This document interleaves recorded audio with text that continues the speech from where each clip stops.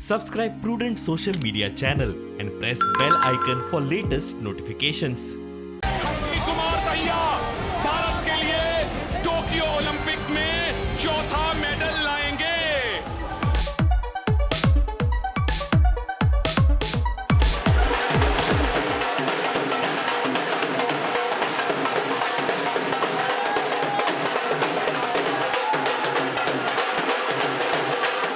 आपके आगे जो इस लेगेसी को लेके जाएंगे, कोई यंग उभरता हुआ आपकी नजर में कोई अगर आप देखते हैं कि हाँ एक लड़का फलां गाँव में या फलाने टोक्यो ओलंपिक हुआ था तो उसमें हमने मेडल जीता, मैंने जीता, बजरंग ने जीता और एक दीपक पुनिया एक लड़का था तो वो आखिरी 5 सेकंड में लूज हो गया।